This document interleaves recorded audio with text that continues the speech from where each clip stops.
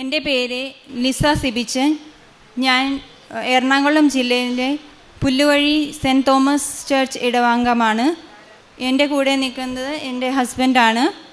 ഞാൻ 2019 ഓഗസ്റ്റ് 15 ഇവിടെ വന്ന് ഉടമ്പടി എടുത്തത്. ഇത് 4ാമത്തെ പ്രാവശ്യമാണ് എൻ്റെ സാക്ഷ്യം പറയണത്.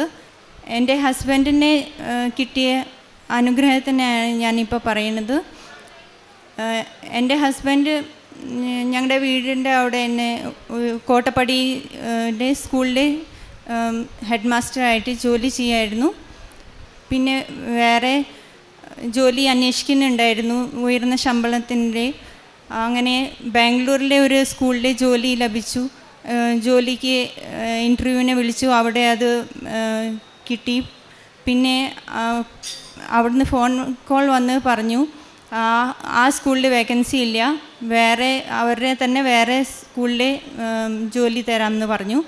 അങ്ങനെ ഹസ്ബൻഡ് അവിടെ കാണാൻ പോയി. ആ സ്കൂൾ കാണാൻ പോയപ്പോൾ അതൊരു ഗ്രാമപ്രദേശത്തിൽ ഒരു അധികം പിള്ളേരൊന്നും ഇല്ലാത്ത ഒരു സ്കൂളായിരുന്നു. അങ്ങനെ അവിടെ ജോലി ചെയ്യാൻ ചേട്ടന് അത് താല്പര്യം കുറവായിരുന്നു. അങ്ങനെ വേറെ ജോലിക്കായി അന്വേഷിച്ചു. ഇവിടുത്തെ ജോലിയാണെങ്കിൽ റിസൈൻ ചെയ്തിട്ടുണ്ടായിരുന്നു. പിന്നെ വേറെ ഒന്നും ജോലി കിട്ടുന്നുണ്ടായിരുന്നില്ല. അങ്ങനെ ഏപ്രിൽ അവസാനം 2025 ഏപ്രിൽ അവസാനമായപ്പോൾ ബഹുമാനപ്പെട്ട ജോസഫ് അച്ഛനെ വന്ന് ഞങ്ങൾ കണ്ടു. ജോസഫ് അച്ഛന് ഹസ്ബൻഡിൻ്റെ തലയിൽ കൈ വെച്ച് പ്രാർത്ഥിച്ചു. ചേട്ടൻ്റെ സർട്ടിഫിക്കറ്റ്സ് വെഞ്ചരിച്ച് ബ്ലെസ് ചെയ്ത് തന്നു. എന്നിട്ട് ഇൻ്റർവ്യൂവിന് പോകുമ്പോൾ കാശുരൂപം കൈ പിടിച്ച് പോകാൻ പറഞ്ഞു.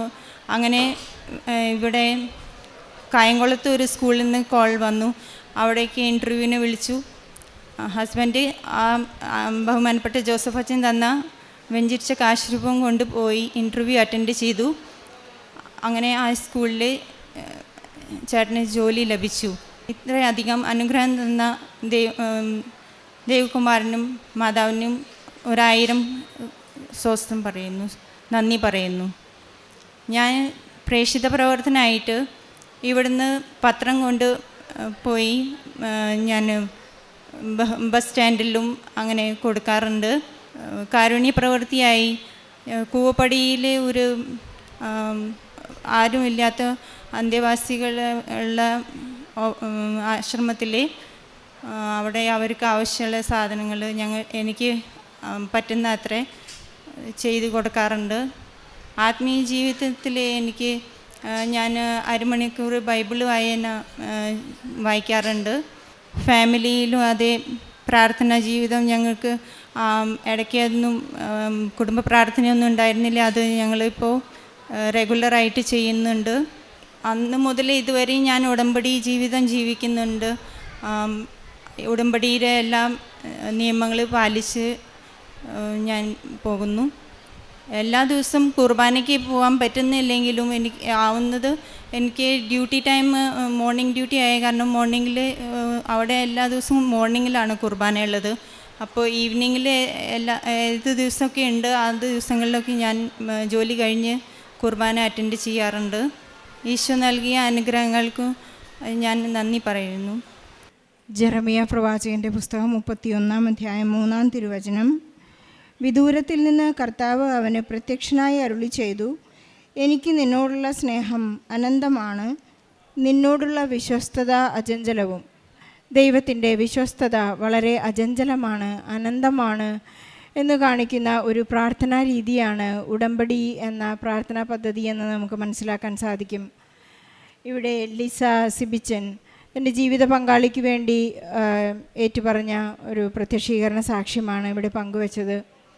അദ്ദേഹത്തിന് ജോലി ലഭിക്കുവാനായി, ഒരു നല്ല ജോലി ലഭിക്കുവാൻ വേണ്ടിയുള്ള ഒരു പരിശ്രമത്തിൽ ഇവിടെ വന്ന് അവർ ഉടമ്പടിയെടുത്ത് നിയോഗം വെച്ച് പ്രാർത്ഥിച്ച് ബഹുമാനപ്പെട്ട ജോസഫ് അച്ഛനിൽ നിന്ന് കൈവെപ്പ് ശുശ്രൂഷ സ്വീകരിച്ച ഉടനെ സമയച്ചുരുക്കത്തിൻ്റെ അമ്മ അവർക്ക് സന്തോഷം നൽകുന്ന, ആശ്വാസം നൽകുന്ന ഒരു നല്ല ജോലി നൽകി അനുഗ്രഹിച്ചതിനെ തുടർന്ന് അതിന് നന്ദി പറയുകയും അതുപോലെ തന്നെ അവരുടെ കുടുംബജീവിതത്തിലും അവരുടെ വ്യക്തി ജീവിതത്തിലും ഉണ്ടായ വലിയ മാറ്റങ്ങളെക്കുറിച്ചുമാണ് ലിസ ഇവിടെ ഏറ്റുപറഞ്ഞത്.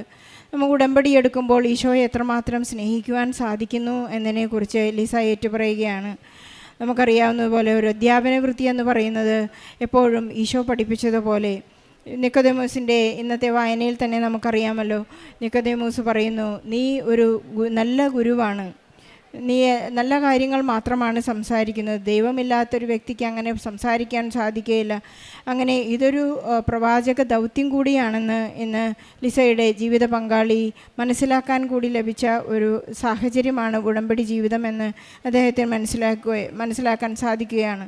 നമ്മളെപ്പോഴെല്ലാം തകർന്നു പോകുന്നുവോ അവിടെയെല്ലാം പരിശുദ്ധ അമ്മ നമുക്ക് വേണ്ടി മാധ്യസ്ഥം വഹിക്കുന്നു എന്നുള്ള ഒരു വലിയ തീരുമാനവും ഒരു വലിയ ഉറപ്പും ഒരു ബോധ്യവും നമുക്ക് ലഭിക്കുന്നുണ്ടെങ്കിൽ നമ്മുടെ ജീവിതത്തിൽ എത്ര തന്നെ തകർച്ചകളിലൂടെയും തളർച്ചകളിലൂടെയും ആരെല്ലാം ഒറ്റപ്പെടുത്തിയാലും നമുക്ക് മുന്നോട്ട് പോകാൻ സാധിക്കും എന്ന് നമുക്ക് മനസ്സിലാക്കുകയാണ്. യെശയ്യാ പ്രവാചകൻ്റെ പുസ്തകം 55-ാം 6-ാം തിരുവചനം പറയുന്നത് പോലെ, കർത്താവിനെ കണ്ടെത്താൻ കഴിയുന്ന ഇപ്പോൾ തന്നെ അവിടുത്തെ അന്വേഷിക്കുവാൻ, അവിടുന്ന് അടുത്തുള്ളപ്പോൾ അവിടുത്തെ വിളിക്കുവിൻ. നമുക്ക് വളരെ പെട്ടെന്ന് വിളി കേൾക്കുന്ന ഒരു ദൈവം നമ്മോട് കൂടെയുണ്ടെങ്കിൽ നമുക്ക് വളരെയധികം പെട്ടെന്ന് ഉത്തരം നൽകുന്നതായി നമുക്ക് കാണാൻ സാധിക്കും. അതിനായി കാലഘട്ടത്തിനായി പരിശുദ്ധ അമ്മ നൽകിയിരിക്കുന്ന പ്രാർത്ഥനാ പദ്ധതിയാണ് ഉടമ്പടി പ്രാർത്ഥന. ലിസയ്ക്കും കുടുംബത്തിനും ലഭിച്ച എല്ലാ അനുഗ്രഹങ്ങൾക്കും നന്ദി പറഞ്ഞുകൊണ്ട് നമ്മുടെ എല്ലാവരുടെയും നിയോഗങ്ങളെയും സങ്കടങ്ങളെയും അസ്വസ്ഥതകളെയും എല്ലാം ഈ സാക്ഷ്യത്തോട് ചേർത്ത് വെച്ച് ഈശോയ്ക്കും പരിശുദ്ധ അമ്മയ്ക്കും നല്ല ഒരു കയ്യടി നൽകി ഈ സാക്ഷ്യം നമുക്ക് സമർപ്പിക്കാം. അത്യപൂർവ ദൈവാനുഭവങ്ങൾ ഇനി നിങ്ങൾക്കും സ്വന്തം. ഈ യൂട്യൂബ് ചാനൽ ഇതുവരെ സബ്സ്ക്രൈബ് ചെയ്തിട്ടില്ലെങ്കിൽ ഇപ്പോൾ തന്നെ സബ്സ്ക്രൈബ് ചെയ്യുക. ഈ വീഡിയോ ഇപ്പോൾ തന്നെ നിങ്ങളുടെ സുഹൃത്തുക്കൾക്ക് ഷെയർ ചെയ്തുകൊണ്ട് കർത്താവിൻ്റെ പ്രേക്ഷിതരാകുക.